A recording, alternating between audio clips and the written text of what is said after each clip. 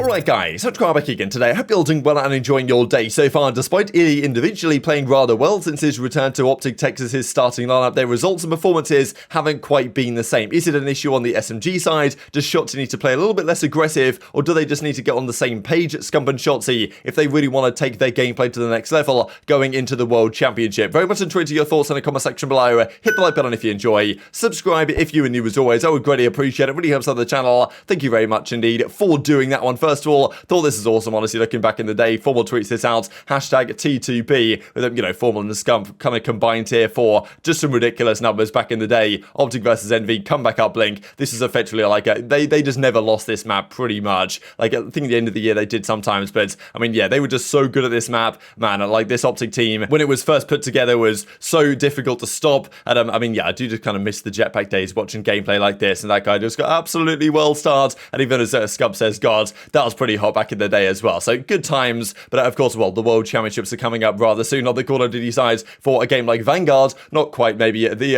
Advanced Warfare title the Cellium games put together several years ago. But yeah, they're doing this again, actually, the CDL here for the pick'em. So if you guys can pick the perfect bracket, you're going to get 100 grand. Now look, honestly, in normal years, it's hard enough to do this. I don't know if anyone's ever actually got close to doing the perfect bracket. Pretty sure that's also in terms of map count as well. So not just predicting who wins the series, but predicting the correct map counts is like, I mean, yeah, that's nigh on impossible at the best of times, and certainly not in Call of Duty Vanguard, where practically anything can happen. And Paris are going game 5 with FaZe just the other day. But the best bracket that anyone does will actually still get 5 grand, so I guess there's that to fight for. But yeah, if you can get the perfect bracket, that's 100k in the bank. I don't think they've ever had to give this away yet, but and this year seems less likely than ever, given the way Vanguard generally tends to go. Now, speaking of the World Championship, I thought this is a beautiful graphic that Breaking Point put together. The longest champ streaks for active players. A decade of dominance from Scump and Crimsix. They're at the World Championship again. What shall they do this time around? Like, I'm honestly starting at the bottom here. Some of these numbers are ridiculous. I know that Simp's numbers here are insane, but it just does a bigger belief to look at. The fact that Simp's average champs placing is 1.3. He's gone to 3 World Championships. He's been in the grand finals every single time. 2 of them come second once. Like, yeah, kind of ridiculous numbers. aBeZy, similar, but he came top 24 at World War II champs that he was just about old enough to attend. But it is a shame in a way that the streaks of Clayster and Attach and Slasher, these guys come to an end this season, but these guys are still going. So Arcitys, Bance even has been at the World Championships a number of times. Of course, Bance kind of the silver surfer here. Couple of seconds in his career. Whether this year will be different, we shall see. Dashy as well. Like, Dashy's champs results aren't actually particularly good. I mean, I guess Infinite Warfare he was on, what, straight ripping was it? And World War II, not on the best team either. Did get a third, I suppose, on 2019 back in Black Ops 4 alongside Scump and Crimsix, of course. And I mean, yeah, just the longevity of these guys still is absolutely absurd. Like, 3 years longer than any other teams or any other players' longest streak. Arcitys and Bance, of course, kind of pairing up with the other one. And Arcitys' last couple of years have been pretty ridiculous as well. And also worth looking down here at Kenny, of course, because he had the back-to-back second place finishes in 2018 and 2019. Last couple of years haven't been quite so great, but of course could be a different story this time around. But yeah, I mean, Crim's average placing is a 5.8. Crim's average placing would be much higher than this if it wasn't for that top 24 in World War II. Like, the other numbers are pretty, well, it's same with Scump really, actually, very consistently high. But Simp's average placement certainly is the thing to beat. I wonder if that'll change this season, right? Because, I mean, look, if they don't make the grand finals or if they don't win it, then that number, of course, is going to go down. And even as Clay says, damn, guess I'm not active anymore, because I guess Clay still is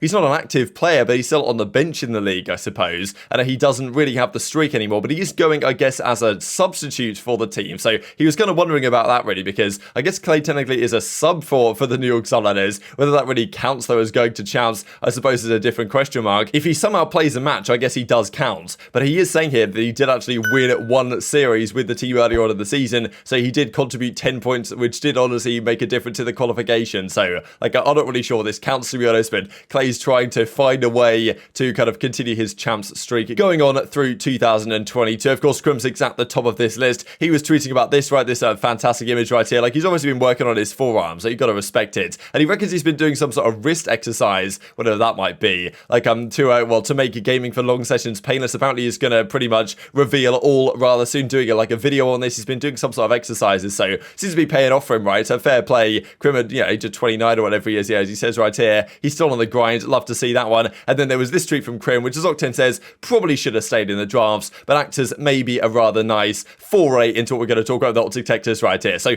they had a decent result this event. They, of course, go all the way to top 4. They beat some solid teams in the losers bracket, right? Minnesota, Rokkr, Boston Breach, Toronto Ultra, Game 5, round 11. Probably a more impressive run than what FaZe had, even though FaZe got got top 3, but just because I think they beat marginally better teams than FaZe had to beat in their losers bracket run. But it's not that far away. The World Championships now on August the 4th, right? I think a lot of people have been talking about the fact that Dashy's been very consistently good this entire season long. Since iLLeY's come back, honestly, I think iLLeY's had a lot of impact. I really don't think he's playing differently individually to how he was earlier on in this year. Yes, he had that crazy grand finals against FaZe where he just dominated. You're not really expecting to see that from him every series. And even when Prelude was in this team, in the early days when Prelude was in and they were still having great success, it was Scump and Shotzzy as the SMGs that were looking like the best SMG duo in the game. Nowadays, that doesn't necessarily seem to be the case so much. They don't always seem to be on the same page. Shotzzy's doing one thing, Scump's doing another thing. Like, they're not quite as coalesced as they were earlier on this year, where Shotzzy seemed like the perfect SMG partner to Scump, and now they do sometimes seem to be doing slightly different things on the map. That's actually played out in the stats as well, that we'll look at it in a second. And despite Shotzzy still making some crazy plays like this, there has been questions being raised as to whether he feels like he's got to do too much on the map. There's certain situations where Shotzzy, sometimes he goes for the world stars, like, does he need to? Or maybe he feels like he needs to, just because the team, maybe without those great plays from Shotzzy, can't get anything done. So for a few different reasons here, Shotzzy might not be being the most impactful player that he was earlier on this year. When he's on form, he certainly still is, but just they've got to figure out the team dynamics overall with the SMG pairing to make sure that, well, the team is being as effective as they possibly can. Their issues in hardpoint seem to stem from, like,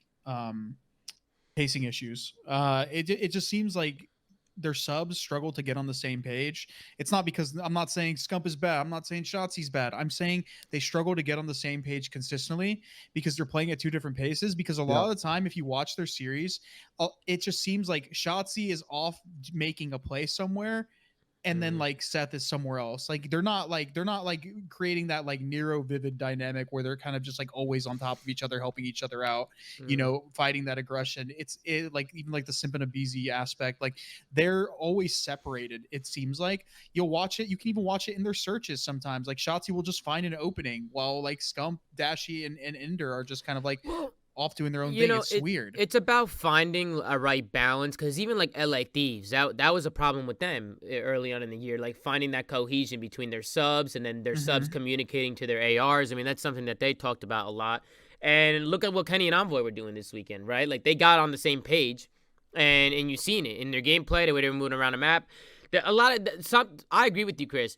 I think OpTic should focus on that a little bit, you know, like know when to work together, know when it's time to make a play. Like there's a right and wrong time for everything. Yeah. You know, and Shotzzy especially, because Shotzzy, in my opinion, when he's not trying to do it all and try and do everything, he's unbelievable. Sometimes I just feel like, you know, maybe it's an overconfidence thing.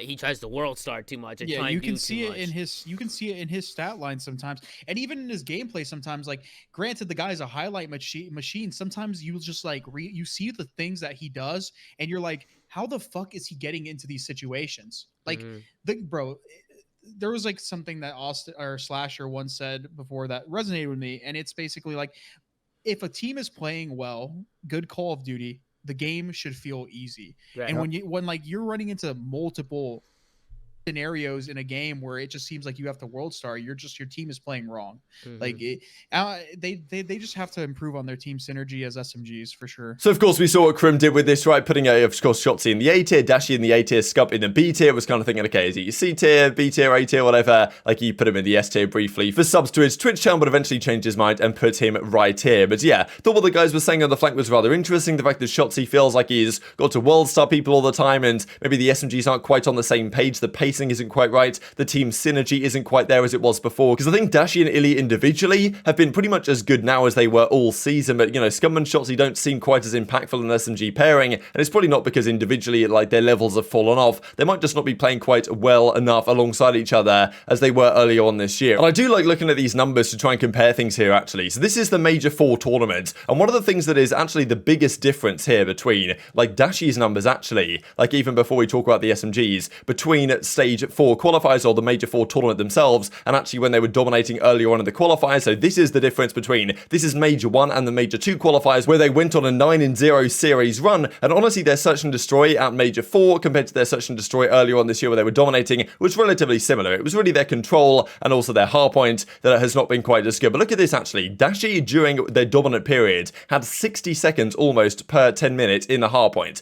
Nowadays, he only has 31 seconds. So Dashy's getting in the hill much less, basically half as much as he was earlier this year when they were dominating. And I don't know if that's like a deliberate thing by the OpTic guys to have your AR very much less in the hill, to be honest, or it's just because like they're winning less hard points, therefore they're getting less hill time on the whole. But still, that number is very different. 57.8 seconds compared to 31.6 seconds. And Illy is kind of getting similar numbers to what he was when they were dominating earlier on, even though slightly less just because they're winning less hard points. But then it seems that Scump and Shotzzy are having to kind of pick up the slack a little bit from Dashy not being in the hill so much, and therefore that might be separating them a little bit, right? We see similar hill time numbers really between the pair of them, but like Scump's in the hill a little bit more still than Shotzzy is, and then you compare that to the engagement numbers, and you see that during this period, Shotzzy and Scump pretty much had identical engagement numbers. Shotzzy 50 engagements for 10 minutes, Scump 50 engagements for 10 minutes, pretty much dead on the head, and pretty much those stats were very much repeated as well in the control. If you look at these numbers, 30, 35 between the two of them, nowadays those numbers are pretty different. In control it's actually rather similar, but in hardpoint, Shotzzy has way more engagements. Scump's still at 50, but now Shotzy's at 54 engagements with a lower KD. So I wonder if because maybe Dashy's in the hill less, Shotzy's maybe pushing out a little bit more, like he feels like he has to do a bit more. It's just that things have changed a little bit in the team dynamics. Doesn't seem like Scump and Shotzzy are quite as well aligned as they were earlier on this year, and maybe OpTic of course are going to try and diagnose why that is the case and how they exactly need to turn that around, because we know that the SMG duo is the critical factor for team success. Other teams, when their SMGs start to play well, the likes of what we saw with Los Angeles Thieves, Kenny turns up, Envoy turns up all of a sudden, with Octane and Drazah basically playing as well as they were for the qualifiers, now are a championship winning team. The same thing is going to need to happen here with OpTic, and they've got to figure out exactly how to get the most out of Scump and Shotzzy going into the World Championship as well. So definitely tweeting your thoughts on that one in the comment section. I did want to mention this as we close out the video here. OpTic have actually crept up into number 4 in the Deserto power rankings. I really don't understand how they come up with this. I mean, it kind of makes sense, right? Los Angeles Thieves 1. I'm not sure I'd quite put New York 2 yet. I think I'd put FaZe 2 just for now because New York haven't beaten FaZe yet, even though they did outplace them this event. OpTic 4 I think is probably fair enough as well. Then Toronto, somehow Florida have finessed 6th here, despite not even qualifying for the World Championship, so I'm just going to ignore them, to be honest. Minnesota, LAG, and somehow Seattle are like the 11th best team, despite actually qualifying. I guess they haven't looked great lately, but still, I would say they're better than this. But ignoring Florida and the teams that didn't qualify, this is probably about right. I would say that maybe Boston and London are my 2 teams I'd favour to go top 8. Seattle and Toronto are probably my 2 teams I'd favour to go top 6. And then above that, this is about right. But very much intrigued to your thoughts on all this stuff in the comment section below. What do you think is going to happen going forward to the World Championship? Because we know how crucial the SMG duo is. We know what happened with Kismet and Hydra when they turned up, of course, Kismet especially for the Subliners team. And it really doesn't feel like, because for many months really this season, Scump and Shotzzy were the 2 best SMGs in the game, or at least as an SMG duo, they were the best. And Scump was right up there individually, and Shotzzy was number 1. Now it doesn't seem like that's quite the case anymore. They've got a couple of weeks to figure out what they are going to do differently. But very much intrigued to your thoughts on all this stuff in the comment section below. Hit the like button if you enjoyed. Subscribe if you're new as always. Take care of yourselves, and I will see you next time.